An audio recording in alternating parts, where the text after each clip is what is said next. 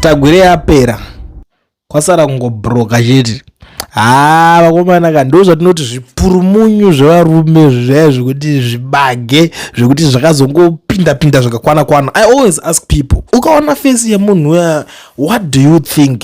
Izvezvo ndiri kunzwa nyaya ndiri kutambira ndiri kunzwa from my trusted sources vari kunditaura kuti mukomana ari panguva yakaoma because ari kupuhwa cold shoulder manyama. Even paane jara ngofona at any given time ka, halo mukuru makadi, halo maswera sei chinchi, foni haisi kudairwa zvokumhanya, anangoudzwa kuti vari busy, makozi ake akulimitwa. Chimuti chiri kunzi chaenda natungwarara. Why? Because tungwarara pane zvinhu zvake zvaanga ari kuita zvese anga achifaitira mainterest aED, yet Tagwirei anga achifaitira mainterest ake iye yekunzi akaonzwa munhu ari kumuti chigananda chakazodai so, chigananda chikazodai so, ndo zvinhu zvaanga ari kuita. Iko zvinezvi nezuro tungwarara kunzi pane mota dzakabuda something like if not 15 if I'm not mistaken, dzichipuwa varakashi vaya vanga vari kuchema vachitaura kuti imimi makapa rutendo mota makamuriwada zvakanyanyisa, but isusu taidefenda ningirikini uyu makamupa because aituka president, makamupa mota 300 series inokosta almost 200 chakadaro, then varakashi bva vapuwa 10,000. Saka vanhu vaita no, this is not right, but the guy akadzokera ndokunogara pasi nemukuru wake vakangobudikira varakashi ende vaswera vachinakidzwa zvisingaita vachifara vatambira mota. And I even heard kuti vamwe vaiva vekuzorambawo mari vachiti 10,000 hatimade vanzi varichazoriwadwa nekupuhwa dzimba. Saka all those things vanhu vese ivavo izvezvi hakusisina kana munhu waanoona achitaura nezvatagwirei. Why? Because Tagwirei iye is all about him, his family, zvekuti anozopa vanhu mari zvimafoot soldiers zvake zvishoma. Iye is busy paying people. Anenge angonzwa kuti ndingada kusumudza musoro ari kuti zvigananda zvazodai so, ndo vaanomhanyira unonhin'a. Tungwarara akabvira kare achingoatakwa nevanhu, but anambobvira akagadzira team inouya ichimudefenda iye, because iye Tungwarara akangwara, he is smart, anotodedzera kuti this battle is not about me but it's about the munhu waari kuprojecta iye bhiza rake. That's why muri kuona kuti pacab 3 apa Tungwarara ranga ari kumira zvakanyanya kuti chinhu chinge chichiita se chinobudirira. Even kana mukatarisa the way he is now celebrating ndezviye zvekuti aona results, but Tagwirei hapana paunomona akangostika akadaro. So who caused all this chaos, all the nonsense that is happening right now is none other than Passion Java. Kubva pakangobudikira paya pakabuda that phone call yakalika ichinzi Java anga achizotora akazova zvakati. Kune information so yekuti ukaiteerera I make sense. Kozoita information yekuti ukagara pasi ukanyatsoiteereresa manje unozonzwa kuti but zvinhu zvese zvekutaurwa munhu chero akanzi ari kufembera anozofembera sei. They tried by all means zvikanzi AI, after AI but no, isi AI vanoti akwanise kuti atise arambe voice. The funny thing, mukomana akabva atotiza muZimbabwe uzona atobudika ndakatogara zvangu nditori kuAmerica zvangu because akaona kuti life here inenge yatotangidza mawana anenge atotanga. Maybe it was a strategy yake semunhu wekuti kudzokera kuAmerica wodzinga dzaya nyaya dzinenge dzakunetsanetsa, saka pamwe anenge unose munhu angarambana nemukadzi adididi aita nyaya dzake ikoko, akaona kuti the best way regedza ndigare ndasiya ndabvondora madhara semunhu anga ari padhuze achiudzwa zvese vangoita se vangosiya changoputika through munhu akaronza akaputidza wacho kana kuti akawana that phone call kuti uyazokwanisa kuzoti akada kuti adonodzokera kana vakada kumudzinga ivhiri kuAmerica anogona kuzongonzi iwe shamari muda kundidzinga but onai hombe ndakavhurai ende vanhu havane history yekudai vanotsunga vanhu vanouraya vanhu vanoita sei. Zvimwe zvezvinhu zvekuti tinenge takutarisawo kuti tingoona kuti why zvinhu zvese izvezvo zvanga zviri kuitika at the first place. But as of Tagwirei zvinhu zvatodhakwa, hapasina kana matask yekuti achapuhwa kana kuti achaita sei. Nyaya dzake dziri kunetsa, nyaya plus nyaya yekusabhadhara vana mari, anoti akashanda nevanhu iyo nyaya yake yanga iri kunetsa ya rutendo wapedza kushanda nemunhu woregedza kumupa mari. Why usiri kupa munhu mari? Chanetsa chii? Then the next thing munhu ari kubuda achitaura kuti ini mari yangu handina kupuhwa, anobuda pakubuda foot soldier roda kutsaya kuda kuita conversation kana kuda kubuda uchidodefenda like what happened to Mabonga.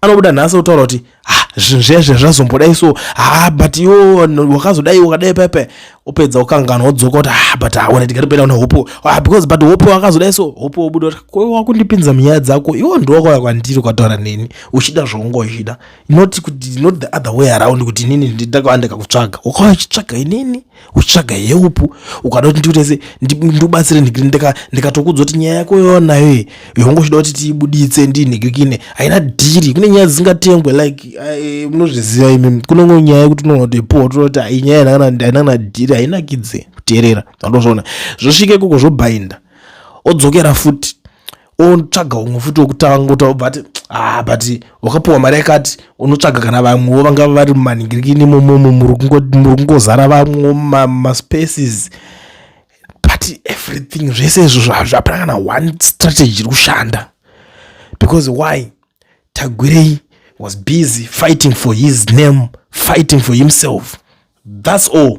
Chitarisa kuti favor from Mageto youth yacho iri kuya here. He tried doing those things, those tricks, those gimmicks. Kuda mbotra ndikambopa kana ndikambopa kampana ka 10,000 munhu kano build ka career but zvese zvazvina kushanda because vanongopuwa ungotenda that day zvapera zvasiyana but munhu ari kuzoti apuwa chinhu nana like for example munhu akapuwa chinhu nachivayo every day anazvinya chiri pamuromo because if you look at people like anachivayo they know kuti okay panapa kuti ndinzi ndataura kuti kana kuti ndinzi ndatengera munhu chinhu haangotengere chero munhu wese wese anotaimira munhu ari kupisa ari kunetsa like what happened to that Rambo guy is going today to collect his car by the way akapuwa imwe yacho H2 the second car but ono ndo vanhu kuti anenge achiziva so the next thing that Rambo guy uya hapasina pochamunzwa achitaura anything bad about musangano wavo weZANU-PF because atongogara atobatwa kudhara ari kutariswa navanhu vakawanda and then uyu pano anobva pamota obva apinza zita remusangano imomo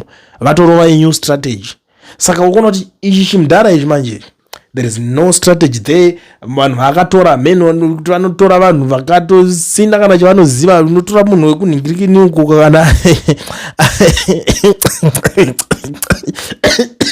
tora munhu wekudombo kudombotomboka meno kwaatora munhu ndo vanhu vake vanenge vachimhanya vachida kuningina ivavo saka ndo pazonoperera bheto yacho because at the end of the day vanoti haana chaari kuziva mukomano yes he is the one the mastermind between Cab 3 yacho but yes yazonobudirira yazondai so through the processes the chinchi kutoonekwa as a competitor and there is this one thing that these guys don't know about system yeMZANU-PF haibvumidze ani zvake kuti anga asvike anokwikwidzana neanenge aripo pachigaro papopularity like look what happened to VP Chiwenga.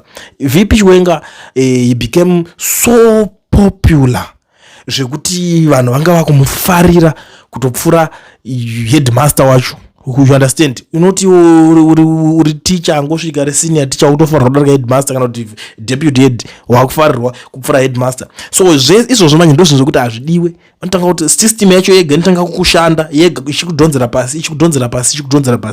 pasi but tochiwenga manje inga itori nyaya imwe yakatosiyana kuti unganoshanda type yemunhu akadaro hazvingonyatsobuda because one, he's not that friendly guy or munhu kuti ungadherera. He's just a family man, a serious man. Panongotoona pasvika ana baba varume vakuru vakapfura nepauri vakangonikina pa. Saka kuti beto acho atanga kudaona tek neye manje kuti iye achino bozo ukatasa pesa pa atakwa Chiwenga. Uyai ndo payanga kutopushidzira zita rake. Saka vanopinda chete anodai so. But Tungwarara is a perfect replacement for now.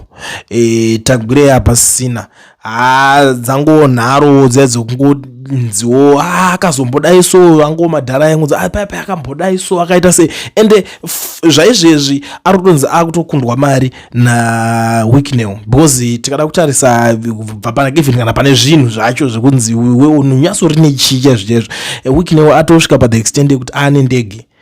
This guy anakana one ndege zvayo kana chizvimarata zvezvendege zvezve because hapana kuti abudise mari zvine zvichinetsa kuti ndikabudisa futi mari ndikanotenga ndozoita sei mangwana what will happen next. But this young man arikungomuka izve zvakangoda kungoti guys let's go to Kenya, kungomudza private jet rake akatonanga kuKenya. Guys let's go kune country, any country anenge anzoda kungoenda, kungomutsa private jet rake akungozvifambira nechinhu chake asina need yekumboswera achinoti azopinda mumandege vamwe kuita sei. Ukaona malevels anenge atosiyana, because even kunana Kenya kunana kwese kwaari kuwana madhiri eSwatini kwaari kupuwa machinji, munhu akaita satagwire kuti aende ikoko, they don't trust him kuti mudhara uyu ngouya. Unongoziva strategy, maybe age ndo iri kumudya, akurumidza kuchembera achiri mwana mudiki.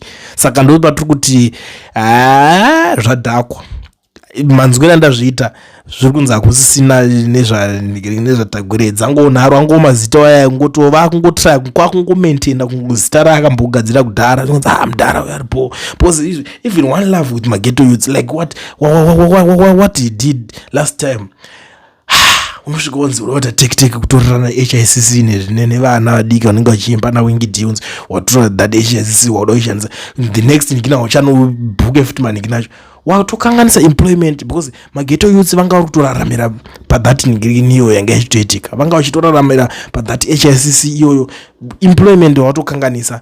Pavanga vachiita music dzavo vachiita sei, panotosvika kuti dance ratoitwa, matickets ari kutengeswa uyewo no mari odedzwa, vamwe vanoimba, madrinks ari kutengeswa, madorodoro ari kutengeswa, all those things mari ichitenderera.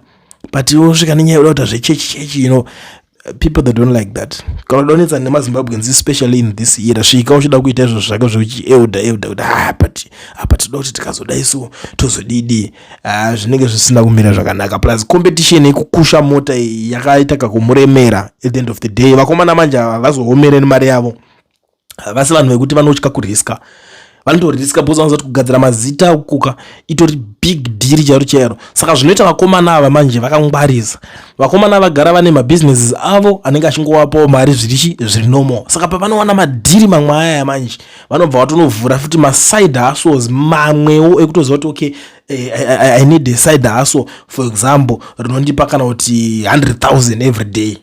Saka ukaona pakaona that side hustle like what Wicknell is doing, anotoziva kuti okay every Friday takungotengera munhu mota, because ane extra hustle raanenge akatoisa for that. Even madhiri kungoti chimboti gaisawo dhiri katoita sei kuti timboitawo mari, vachingoonesana kudai, because capital yacho vanenge vanayo. Zvinhu zvakaita seizvo zvese ndo zvinhu zvinenge zvichiitika nekutemesa vanhu musoro. Saka it's bad news actually. I feel sorry for people vanofarira mukomana iye Tagwirei, zvakatodhakwa. Ameno tichazoonawo kuti zvichange zvichizomira sei, but for now ndo manzwira ndazviita kuti hakusisina ngekini tungwarira ndiye aenda nejezi, ndiye amukuru weband zvamanje manje. Ava vangova vanhu vekuti vakatanga kusvika panzvimbo, vakatanga kusvika pashuga pacho, but kuti vachinoningirikina vachiramba vachiwana shuga yacho zvadhakwa. We'll talk about it later. Tichizoonesana kuti pane imwe here iri kuitika, because a lot will be happening today.